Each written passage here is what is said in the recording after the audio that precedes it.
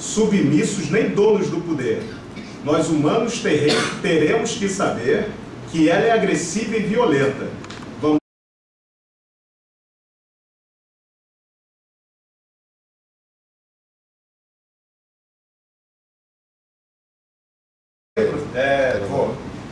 Ah, tá. Por que canta isso? Ah, depois de gente desocupada, pensando na vida, na morte da bezerra e tal. Aí ele parou assim, pô, isso dá dinheiro? Olha, dinheiro não dá, mas dá uma dor de cabeça que é maneiro. Principalmente pedido de prova. Aí, o que aconteceu? Como o meu tema, justamente, é RPG, que é um jogo inventado pelos americanos, a saber, eu não sei pronunciar, Gary Gygax e Dave Arneson, lá pelos idos de 1970, é um jogo de interpretação de papéis, cuja realidade é mediada pelo rolamento de dados. Eu, como sou uma pessoa tímida, eu declaro nesse exato momento que todos os professores estão mortos para mim. Tá?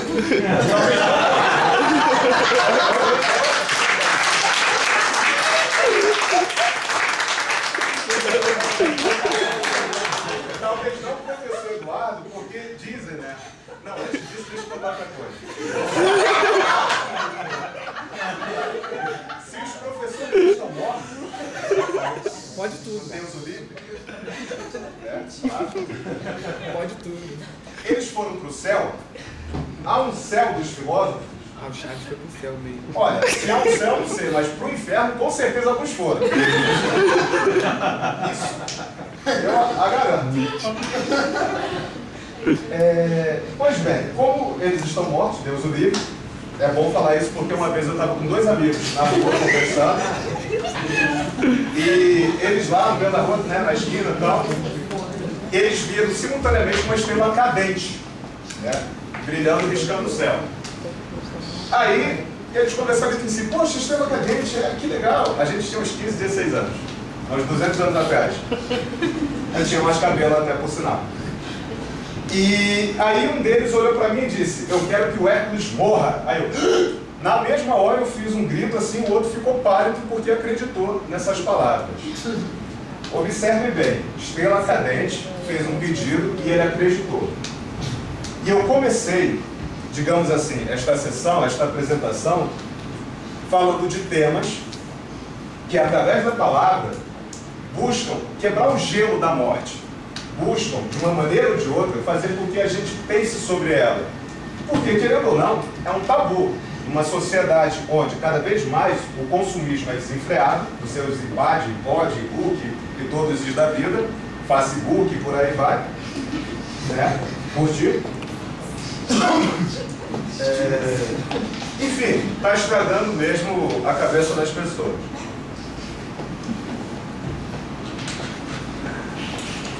Essa água eu tive que pegar, né? A produção, papo. Pois bem, eu li muitos textos, tá? Infelizmente, como eu era mesmo um pouco mais ocupado, lá pelos idos eu estava acostumado a ler bastante coisa e tal. Só que não tinha essa orientação que estou tendo agora, e que muito agradeço aos senhores professores, falecidos professores. Então, eu comecei a pensar, poxa, eu gosto tanto desse jogo, que me permite interpretar papéis, que me permite, de uma maneira ou de outra, alcançar outro nível da realidade. Calma. Pode.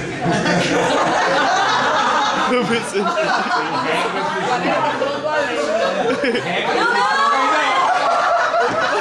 Olha, cara.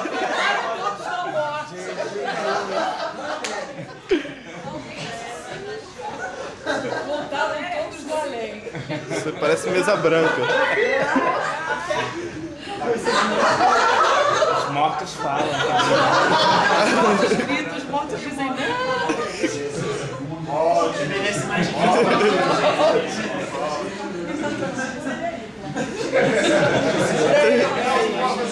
Quem dá a Ritalina dele? Bom, como eu falei, eu jogava RPG e tinha lido muitos textos. Em especial por conta de um autor egresso da PUC chamado Carlos Klimek, também autor de RPG, doutor em design didático. juntamente com sua esposa, a ilustradora Eliana Betoc, eles escreveram um RPG chamado Desafio dos Bandeirantes. Mas, explicando por que eu cheguei a essas conclusões, é o seguinte. Ah, não. Aí pode. Vocês estão me trolando. Alguns termos, os criadores, campanha, alguns termos, os criadores pegaram dos jogos militares, né, de miniaturas, onde eles fazem uma simulação da guerra. A saber, cenário é uma palavra que explica por si, porque tem cenários medievais, cenários de ficção científica, cenários, sei lá, do fundo do mar, enfim, a imaginação é o limite. E, no cenário que os jogadores participam, tem-se uma campanha, que consiste em várias sessões desse mesmo jogo, ao correr dos meses, anos, enfim. Eu até gostaria de voltar a jogar, mas vai o tempo, não permite mais. Pois bem, na época, como eu estava estudando justamente mais a sério a questão dos jogos, os níveis de realidade e interatividade, quem é do teatro sabe disso melhor do que eu, porque remete à quarta parede, que costumamos romper, na interação do palco com a plateia, o RPG é o que permite um alto grau de interatividade. Foi daí que eu tive essa ideia de concatenar, poxa, por que não como ferramenta filosófica? Por que eu, aqui dentro deste cenário, independente de qual ele seja, eu não posso, sei lá, ter discussões com o meu DM? Claro, vai depender do grau de ignorância de quem estiver conduzindo essa campanha, do narrador dessa campanha. Então eu comecei a pensar sobre. E teve uma frase, né, que é que começa o meu texto, que é aquela do Star Trek, espaço, a fronteira final. E aí eu comecei a perguntar, poxa, misteriosamente, avança-se em tecnologia, isso dentro da ficção científica, tá? E parece que só se serve dela para, mesmo que se aumente o tempo de vida das pessoas, ou que se transfira parte de sua memória, ou que algum órgão externo lhe seja anexado. Mas, enfim, continuam-se as guerras, continuam-se os problemas, toda a crise existencial permanece a mesma. Mas, misteriosamente, pelo menos nos livros que eu tive a oportunidade de ler ou conhecer, a ficção científica não lida com o tema da morte e o que tem depois dela. Porque, é claro, isso não são palavras minhas, só vivemos a nossa própria morte. E uma vez morto, não comparecemos ao nosso próprio velório. Tanto que eu costumo dizer, isso não é nem piada não, é que eu só entro no cemitério mesmo morto assim, não tem por que eu ficar passeando por lá. Nosso colega aqui falou da cultura, relacionando ela com a educação, mas se pensarmos bem, toda a nossa cultura também é relacionada a uma cultura do aqui, nós aqui, com os mortos que passaram, com os entes queridos que quisermos ter esse poder, eles ficariam aqui por mais um tempo, para sempre, enfim. Além da ficção científica, é interessante pensar em um outro tipo de cenário, que é o da fantasia. Nesse cenário de fantasia, onde você já deve ter ouvido falar do filme, sei lá, O Senhor dos Anéis, ou Apocalipse, Crepúsculo, não sei, de vampiro que anda no sol e tudo mais, isso tudo é perfeitamente jogável. Através do lúdico, podemos nos dar o luxo de brincar com o fúnebre. E isso vai da cultura, evidentemente, de cada um. Por quê? Citando como exemplo, no cenário de fantasia, temos a questão dos deuses. Existe, de fato, uma outra vida. Existe, de fato, deuses que interferem constantemente no cenário em que o narrador está contando sua história e os jogadores interagindo com ela. Só para citar como exemplo, esse círculo perfeito aqui seria um planeta, tá, com seus continentes e tal. Isso eu vou tentar explicar o mapa cosmográfico, tá? A cosmologia desse sistema que a gente jogava na época, eu e meus amigos. Temos aqui o plano material primário, ou seja, a matéria, o contexto sólido, e pegando um caminho, ele vem para o plano dos elementais. Sim, quem criou isso daqui baseou-se em algumas terminologias e estudo dos filósofos gregos, dos físicos gregos antigos. Os planos elementais, água, ar, fogo, terra, e está faltando um aí. E, além do plano elemental, existe um que se alcança através do sonho ou da morte, que é o chamado plano astral, é onde ficam as almas. Sendo bonzinho, só quem estaria aqui seria o professor Eduardo, porque tem chance de voltar, né? Basta rezar uma missa para ele. E pronto. E do plano astral chegamos ao plano, aos outros planos. E aqui é que entrou toda a criatividade dos designers de jogos, tá? Eles fatiaram e foram criando argumentos simples. Por exemplo, esses dois planos com esses daqui são os planos neutros. Os planos que estão acima são bons e os planos que estão abaixo são maus. E claro, tem o plano, além do bom, neutro e mau, se divide em leal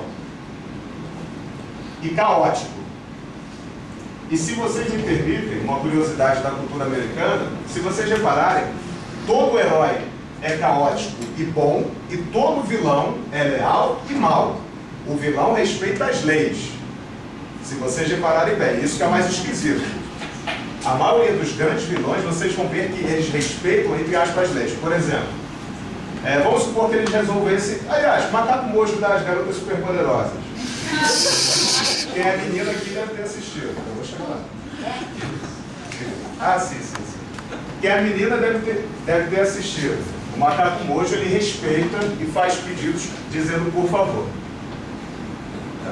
Aqui foi só uma breve exposição mesmo, para dizer que com isso, a fronteira da morte é extinguida e podemos nos dar o luxo de pensar como se fosse uma ferramenta filosófica. Claro, se tivéssemos, se for possível para a gente, ter outros jogadores que também estudem o tema, fica mais fácil debater sobre isso. E eu não consigo apagar o quadro, desculpa. Tá? E se no início da apresentação, com um gesto da minha sinistra, eu matei todos os professores, com outra mão eu os ressuscito. E é isso.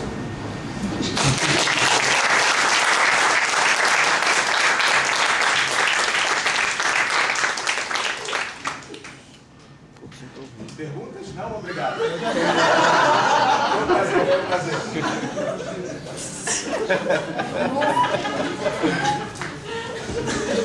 Na ordem aqui, ó.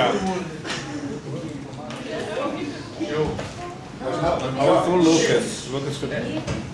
Tá. É que você pôs aqui na apresentação Pascal, Heidegger e Leonardo Boff. Pascal ainda tem Pascal é por conta do livro Meditações, onde ele fala do ser finito com desejo de infinitude. Essas passagens fizeram eu ficar ruminando mesmo as palavras. Leonardo Boff é por conta de seu livro A Águia e a Galinha, onde ele refere-se a Heidegger, eu não gosto de falar o nome certo, onde ele refere-se ao grande filósofo alemão, no que diz respeito às dimensões do ser, a sua dimensão de abertura, de transcendência, e esses estágios, tá? Que é algo, e aí a opinião minha totalmente, sem nenhum embasamento, é algo que eu acho mais bonito no ser humano. É um ser que deseja o além, viaja sobre o além, entendeu? Se inspira, o religioso, explicando simplesmente. Mais alguém? Não, a minha pergunta... Eles dois também. Vai para ele.